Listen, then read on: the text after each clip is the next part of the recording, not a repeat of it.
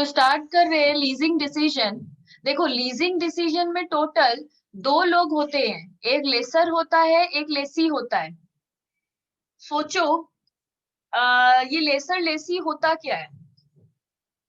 Laser जो होता है, जैसे सोचो आज मेरे को एक घर खरीदना है, मेरे को एक घर खरीदने का मन है, बट मेरे पास इतना पैसा नहीं है कि हम एक बार में एक घर जाकर खरीद लें। तो हम क्या करेंगे? और हमको रेंट पे रहने का मन नहीं है। क्यों मन नहीं है? क्योंकि अगर हम रेंट पे रहते हैं तो वो वहां पे मेरा ओनरशिप नहीं रहेगा। वहां पे मेरा ओनरशिप नहीं रहेगा, हम कुछ कर नहीं पाएंगे उस घर में। पर हमको ओनरशिप जैसा फीलिंग चाहिए। मेरे को चाहिए, भले हम घर खरीदे नहीं है पर मेरे को ओनरशिप चाहिए। तो एक ही तरीका है, किसी भी सामान को लीज पे ले लो। अगर हम उस घर को जाके लीज पे ले लेते हैं तो इससे क्या होगा? उस घर पे मेरा ओनरशिप राइट रहेगा जब तक हम उस घर पे लीज लिए हुए हैं। तो ये ऑलमोस्ट खरीदने जैसा ही होता है, बट इसका एनुअल रेंट होता है। हम लोग का नॉर्मली रेंट में क्या होता है? मंथली रेंट होता है, हर महीना 10,000 देना पड़ता है। वहां पे हर साल 1,20,000 देना पड़ता है। तो लेसर क्या डिसीजन लेता है? Capital budgeting decision. क्यों कैपिटल बजटिंग डिसीजन लेता है लेसर? क्योंकि कैपिटल बजटिंग डिसीजन में हम लोग इनफ्लो का हिसाब करते हैं कि ये जो हम लोग के पास आ रहा है, ये तो ये प्रोजेक्ट एक्सेप्ट करे कि नहीं करे। जैसे कि सोचो, हम लेसी है, तुम लेसर हो, तुम्हारा एक घर हम लेना चाहते हैं, तो हम तुम्हारे पास आएंगे और बोलेंगे कि अपना वो घर मेरे को लीज पे दे दो। तो तुम वहां पे सोचोगी कि तुम्हारे पास इनफ्लो आ रहा है, तो तुम सोचोगी कि ये प्रोजेक्ट एक्सेप्ट करे कि नहीं करे। इसका जो ऑफर है ये एक्सेप्ट करे कि नहीं करे। तो यहाँ पे तुमको क्या लेना है? Capital budgeting decision. हम क्या सोच रहे हैं? Financing decision. फिनेंसिंग मतलब मेरा पैसा आउटफ्लो हो रहा है, तो पैसा जाने वाला हिसाब करे कि नहीं करे। फिनेंसिंग डिसीजन लेता है जो कहीं पे फिनेंस कर रहा है, पैसा लगा रहा है। तो हम पैसा लगा रहे हैं तो हम लेंगे फिनेंसिंग डिसीजन, और तुम लोगी कैपिटल बजटिंग डिसीजन। तो इन केस तो हम लोग को लेसर ज्यादा इजी लगेगा, क्योंकि हमेशा से अभी करते आए कैपिटल बजटिंग डिसीजन। तो लेसर थोड़ा फ्रेंडली लगेगा, बट लेसी फर्स्ट टाइम सीख रहे हैं, वही फीलिंग आएगा। तो अगर लेसर के हिसाब से चीज सीखे तो कैसे होगा? डिलीवर एसेट टू, तो एक लेसी होगा, एक लेसर होगा। लेसर सामान दे रहा है लेसी को, मतलब डिलीवर कर रहा है एसेट लेसी को। और लेसी से वो क्या रिसीव कर रहा है? Receives lease rental annually at 1.2 crore. कितना ले रहा है हर साल? 120 लाख। 1.2 करोड़ मतलब 120 lakh. Lessee wants asset. Lessee को क्या चाहिए? एसेट चाहिए। Which lessor has of worth 5 crore. Lessor को उस एसेट का प्राइस कितना पड़ता है? 5 करोड़, मतलब 500 लाख। वो सामान है 500 लाख का, पर एनुअल रेंट में वो उसको 120 लाख में दे रहा है। लाइफ है उस एसेट का 5 साल। सैल्वेज वैल्यू है 1 करोड़। डिस्काउंट रेट है 12%। टैक्स रेट है 25%। इस तरीके का एक सम दिया हुआ है। तो depreciation charge by lessor. Depreciation कौन देगा? जिसका सामान है। तो डेप्रिसिएशन हमेशा कौन चार्ज करता है? जिसका सामान है, मतलब लेसर। डेप्रिसिएशन का फॉर्मूला सबको पता है, original cost of the asset minus salvage value divided by life. तो ओरिजिनल कॉस्ट है 500 लाख, या लिखो अपना 5 करोड़, जो लिखना है लिखो। सैल्वेज वैल्यू है 100 लाख, क्योंकि 1 करोड़ बोला था, डिवाइडेड बाय लाइफ है 5। तो हर साल का डेप्रिसिएशन है 80 लाख। हाँ, तो लेसर के व्यू पॉइंट से अगर सम कर रहे हैं तो हम लोग का दिमाग में होना चाहिए कि कैपिटल बजटिंग के व्यू पॉइंट से कर रहे हैं। ये एकदम क्लियर बात है। अगर कैपिटल बजटिंग के हिसाब से कर रहे हैं तो हमेशा हम लोग का ब्रेन जानता है डिसीजन मेकिंग एनपीवी से होता है। तो एनपीवी से अगर डिसीजन मेकिंग होता है तो हम लोग को सब कुछ आता है। कैश इनफ्लो हम लोग का 120 लाख है। 120 लाख क्यों है? हम लोग तो उसको 1.2 करोड़ में दिए थे, मतलब 120 लाख में। तो इतना हम लोग के पास इनफ्लो है। उसके बाद उससे डेप्रिसिएशन लेस किए 80 लाख, तो हम लोग का प्रॉफिट बिफोर टैक्स आया 40 लाख, उससे टैक्स पे कर दिए 10 लाख, तो पैट आया है 30 लाख, उसमें डेप्रिसिएशन प्लस कर दिए 80 लाख, तो कैश फ्लो आ गया finally 110 lakh. PAT plus debt equal to cash inflow. तो 110 हम लोग का कैश इनफ्लो है। अब 110 का 5 साल तक हम लोग इसको डिस्काउंटिंग फैक्टर करेंगे, क्योंकि कैपिटल बजटिंग में हम लोग जानते हैं डिस्काउंटिंग फैक्टर किया जाता है। डिस्काउंटिंग रेट सम में क्लियरली दिया हुआ है 12%। तो 12% का यहाँ पर ये हम 5 साल का डीएफ लिख लिए और उसको 110 लाख से इंटू कर दिए।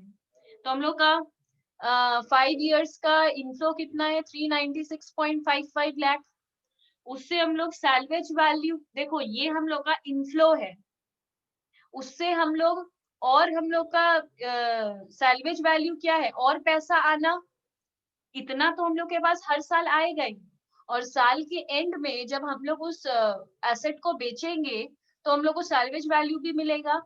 तो 100 लाख था, 1 करोड़ मतलब 100 लाख, और इसमें सिर्फ 5th ईयर का हम लोग लेंगे क्योंकि 5th ईयर में सैल्वेज वैल्यू मिल रहा है, इसलिए हम 5th ईयर वाला निकाले हुए थे, वही यहाँ लिख दिए। तो ये हम लोग का क्या है, टोटल इनफ्लो है। ये हम लोग का है रियल में present value of cash inflow, ये हम लोग का आ गया। उसके बाद उससे आउटफ्लो अगर लेस कर दे 500 लाख, तो हम लोगों का नेगेटिव एनपीवी आ गया है। तो it is not advise to the lessor to give this asset on lease as NPV is negative. तो हिसाब से लेसर को इस रेट पे लेसी को ये एसेट लीज पे नहीं देना चाहिए। इसके बाद बोल रहा है लेसी के हिसाब से सोचो कि उसको लेना है, मतलब उसको लेना है या नहीं। तो वो दो चीज सोचेगा, उसको लीज पे लेना चाहिए या वो एसेट खरीद लेना चाहिए। उसके लिए कौन सा अच्छा डिसीजन होगा, वो रेंटल में ले ले या फिर खरीद ही ले। तो यहाँ पे लीज वॉन्ट्स एसेट, उसको एसेट तो चाहिए, लीज में लेगा कि खरीदेगा। अगर लीज पे लेगा तो लेसर से लेगा और रेंटल देगा, ठीक है। अगर खरीदेगा तो उसके पास इतना पैसा 5 करोड़ तो उसके पास है नहीं, तो वो फिर बैंक लोन लेगा और बैंक को इंटरेस्ट देगा। तो यहाँ भी उसको रेंट देना है, यहाँ पे उसको इंटरेस्ट देना है, यहाँ पे लेसर को देना है, यहाँ पे बैंक को देना है। तो वो सोचता है कि पैसा तो मेरा दोनों जगह जाएगा, देख लेते हैं कौन सा वाला मेरे को ठीक पड़ेगा। तो डेप्रिसिएशन है WDV में 25%, टैक्स रेट है 30%, लेसी रीपेइंग द लोन और principal amount together with interest in 5 equal instalment. अगर वो लोन लेता है तो प्रिंसिपल को इंटरेस्ट के साथ पे करेगा 5 इक्वल इंस्टॉलमेंट में। असेट का कॉस्ट वही 500 लाख है, लाइफ 5 इयर्स है, सैल्वेज वैल्यू 100 लाख है, रेंटल 120 लाख है। हम लोग इसी सम का डिसीजन मेकिंग कर रहे हैं। लेसर को तो नहीं देना चाहिए, क्या लेसी को लेना चाहिए, और लेना चाहिए तो कौन से तरीके से। तो ऑप्शन 1 है, अगर वो लीज पे ही लेता है तो क्या होगा, वो रेंट देगा हर साल 120 लाख, उस पे उसको टैक्स बेनिफिट मिलेगा। देखो टैक्स बेनिफिट क्या होता है, अगर हम लोग का कोई खर्चा होता है, अगर हम लोग कोई तरीके का खर्चा करते हैं तो उतने रुपए पे मेरा टैक्स बच जाता है।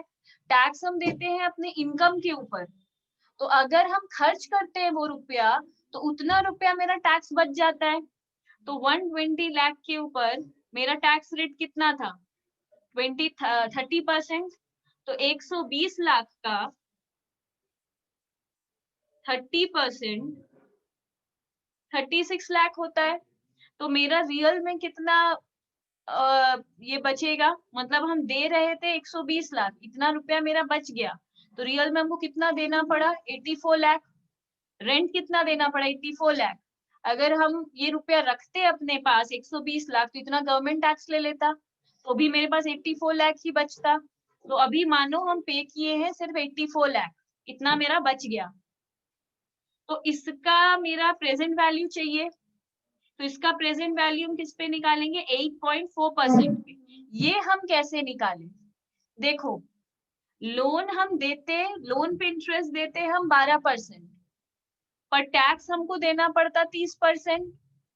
तो अगर वो हम लोन पे लोन लोन नहीं ले रहे हैं, हम तो लीज पे ले रहे हैं, तो इसका मतलब लोन नहीं ले रहे हैं। तो लोन अगर लेते तो 12% लेते, उस पे मेरा 30% टैक्स बच जाता। अगर हम लोन लेते तो 12% का इंटरेस्ट देते, तो मेरा 30% टैक्स बच जाता, मतलब 3.6% बच जाता। तो 8.4% मेरा रेट होता। तो डीएफ कैसे कैलकुलेट करेंगे? ऐसे, ठीक है। लेसी के लिए ऐसे कैलकुलेट होगा। लेसी के लिए अलग से, ये जो सम में दिया हुआ रहता है डिस्काउंटिंग रेट, ये लेसर के लिए दिया हुआ रहता है। हम लोग लेसी के लिए ये वाला निकालेंगे, तो निकाल तो लिए। अब ये जो 84 लाख है, इसको 5 साल तक हम लोग को डिस्काउंट करना होगा। तो बताओ 5 साल में कितना होगा? तो अब हम लोग क्या किए थे, इसका सिंपली 5 ईयर्स से 84 लाख को इंटू कर दिए, तो हम लोग का इतना आ गया। अब ये प्रेजेंट वैल्यू है अगर वो लीज पे लेता है। अब हम लोग करते हैं अगर वो बाई करता है, मतलब लोन लेता है, तो क्या होगा? तब तो वो इक्वल एनुअल इंस्टॉलमेंट देगा। तब तो वो इक्वल एनुअल इंस्टॉलमेंट देगा। कैसे देगा? 500 लाख का एसेट है, उसको एनुअल इंस्टॉलमेंट वो कितना देगा? 12% का उसका कितना है? 12% उसका डिस्काउंटिंग रेट है। तो 12% पे 5 साल के लिए उसको करना है, ठीक है। सिर्फ अगर लीज के लिए करेंगे तो इंटरेस्ट रेट उसका निकालेंगे, अगर बाइंग ऑप्शन देखेंगे तो फिर इसी का डिस्काउंटिंग रेट ले लेंगे। तो 500 लाख उसको पे ऑफ करना है। वो कितना बोला था? इक्वल इंस्टॉलमेंट, 5 इक्वल इंस्टॉलमेंट, पर कितना एनुअल देगा वो नहीं पता। पर 12% से मनी का वैल्यू गिरेगा 5 साल तक। तो इसको हम लोग को सॉल्व करना है। 500 लाख एनुअल इंस्टॉलमेंट इनटू 12% को 5 साल तक प्लस करो, 1.12 डिवाइड इक्वल टू 5 टाइम्स 1 हो गया, 2 3 4 5 और जीटी, तो 3.60 हो रहा है। तो 3.60 आएगा, जो भी एनुअल इंस्टॉलमेंट आएगा उसको 3.60 से इंटू करना है। तो हम लोग इसको डिवाइड कर दिए, तो एनुअल इंस्टॉलमेंट आ गया 138.89। तो हम लोग का एनुअल इंस्टॉलमेंट है तो 138.89 लाख है डेफिनेटली, ठीक है, लाख है ये। उसके बाद बोल रहा है हम लोग ईयर लिखेंगे, कितना साल है? 1 2 3 4 5, 5 साल है। पहला साल हम लोग को कितना देना था? 500 लाख। उस पे इंटरेस्ट कितना लगेगा? 12%, ठीक है। लोन का इंटरेस्ट कितना ले लेंगे? 12%। लोन इंटरेस्ट भी यही रहेगा जो डीएफ दिया हुआ रहता है। ये जो डीएफ दिया हुआ रहता है वही हम लोग का लोन रेट है, याद रहे। ये कहीं पर लिखना है तो लिख लो, डीएफ ही लोन रेट होता है, ठीक है। ये सब में बोलेगा नहीं, पता होना चाहिए। तो हम लोग का 12% है, मतलब 60 लाख। तो 500 लाख में अगर 60 लाख हम लोग का इंटरेस्ट है, तो प्रिंसिपल हम लोग कैसे निकालेंगे? इसको माइनस करके नहीं निकालेंगे, क्योंकि अगर सिंपली माइनस करके निकाल देते हैं मतलब हम लोग डिस्काउंटिंग रेट का कोई कॉन्सेप्ट अप्लाई नहीं किए हैं। तो ये वाला हम लोग का कैसे आएगा? अब हम लोगों का प्रिंसिपल हम लोग एनुअल इंस्टॉलमेंट कितना दे रहे थे? 138.89। ये हम लोग हर साल दे रहे थे। इसके अंदर इंटरेस्ट घुसा हुआ था, कैसे पता? क्लियर लिख दिया था, principal amount together with interest. तो इसके अंदर इंटरेस्ट भी घुसा हुआ है। तो ये हम लोग का क्लियर है कि ये प्रिंसिपल प्लस इंटरेस्ट है। इंटरेस्ट तो बैंक उसी पे लेगा जितना पे वो लोन दिया था, ठीक है। तो हम लोग इंटरेस्ट तो हम लोग को हर साल 60 लाख पे करना ही पड़ेगा इस साल। और इसमें हम लोग का टोटल अमाउंट था 138.389। तो 138.89 अगर टोटल है, उससे इंटरेस्ट हटा दे तो प्रिंसिपल सिर्फ हम लोग इतना दे रहे हैं 78.89, ठीक है। तो हम लोग का बचेगा कितना, 500 लाख में हम लोग इतना प्रिंसिपल अमाउंट दे दिए हैं तो इतना बचा है। अब हम लोग ओपनिंग बैलेंस कितना है, इतना, इसके ऊपर इंटरेस्ट लगाओ 421.11 इंटू 12%, तो हम लोग 50.53 इंटरेस्ट दे रहे हैं। ठीक है, अब हम लोग का एनुअल इंस्टॉलमेंट कितना है, एनुअल इंस्टॉलमेंट हम लोग का इतना ही है, इसी से हमेशा इंटरेस्ट माइनस करेंगे।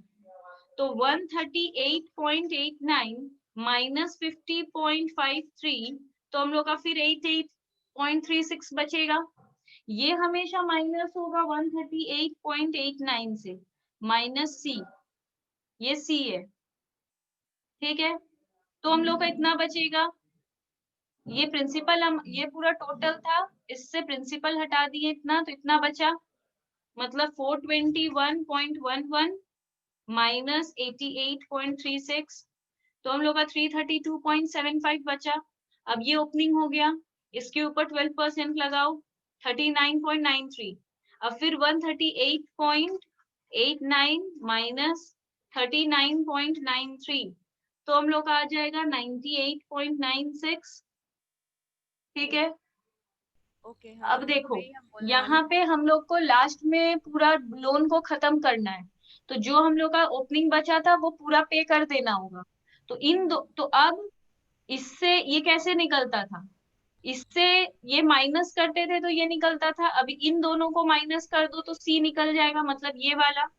तो 138.89 माइनस 122.95, तो यहाँ पे हम लोग को लास्ट टाइम थोड़ा ज्यादा इंटरेस्ट देना होगा, दैट इज 15.94। ठीक है, ये हम लोग का निकला है 138.89 माइनस 122.95। ये लिख ठीक क्यों लिए, भूल जाएंगे वरना। ठीक है, अब हाँ। हम लोग इस तरह कर लिए कि हम लोग हर साल इतना प्रिंसिपल देंगे, इतना इंटरेस्ट देंगे, तो हम लोग का पूरा लोन पे ऑफ हो जाएगा। अब ये क्या करेगा, अब ये डेप्रिसिएशन का हिसाब करेगा। अभी ये क्या कर रहा है, अगर ये खरीदता है तो डेप्रिसिएशन भी इसी को देना होगा। तो अब ये वहां पे क्या कर रहा है, 5 साल का ईयर है, ओपनिंग बैलेंस है 500 लाख, उस पे ये 25% डेप्रिसिएशन देगा, तो इसका बैलेंस बचेगा इतना। फिर दूसरे साल इतना बैलेंस बचेगा, इस पे ये 25% देगा। WDV था, स्टार्टिंग में ही मेंशन कर दिया था कि डेप्रिसिएशन मेथड है WDV, इसलिए हम हर बार जो बैलेंस बच रहा है उसके ऊपर डेप्रिसिएशन दे रहे हैं। तो फिर इतना बचा, ऐसा करते थे, फिर इसमें कितना डेप्रिसिएशन देगा,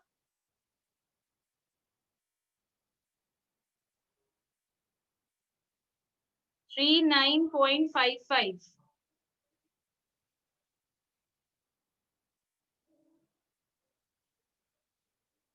118.65, इतना का उसके पास एसेट, इतने का एसेट उसके पास बच जाएगा। इसका हिसाब भी हम लोग को करके रखना होगा कि अगर वो खरीदता है तो 5 साल के बाद उसके एसेट का वैल्यू कितना होगा, उसके एसेट का वैल्यू 118.65 लाख होगा। अब वो और क्या हिसाब करेगा, अब वो करेगा कि उसका एनपीवी कितना है, एनपीवी अल्टीमेटली निकालना है। तो पहला साल वो रिपे कितना कर रहा है, 138.89, उसमें उसका इंटरेस्ट है 60 लाख। तो अगर इंटरेस्ट पे कर रहा है तो उसका टैक्स सेविंग होगा, टैक्स सेविंग कितना होगा, 30%, क्योंकि खर्चे के ऊपर टैक्स बच जाता है, मतलब 30% अब उसका बच जाएगा। तो 60 लाख का 30% वो 18 लाख हुआ। डेप्रिसिएशन पहले साल का कितना था, 125। अगर वो एसेट खरीदता है तो ये डेप्रिसिएशन भी प्रॉफिट से लेस हो जाएगा और प्रॉफिट कम हो जाएगा, तो उसको इतने के ऊपर कम टैक्स देना पड़ रहा है 37.5। तो रियल में उसको कितना उसके पास नेट कैश फ्लो हो रहा है, इतना वो दे रहा था, इसमें इतना टैक्स सेविंग किया, ये वाला भी टैक्स सेविंग किया। तो यहाँ पे हम लोग क्या करेंगे, जो बी है मतलब 138 अगर हम लोग रिपे कर रहे हैं, उसमें ये और ये बच जा रहा है, मतलब पॉकेट से जा रहा है 138, बच जा रहा है 18 और 37, तो इससे इन दोनों को माइनस कर देंगे, उतना ही जा रहा है रियल में। तो 138.89 जा रहा है, माइनस 18 लाख मतलब 138.89 माइनस 18 माइनस 37.5। तो हम लोग के पॉकेट से रियल में इतना ही जा रहा है, वैसे ही सबको करो। हाँ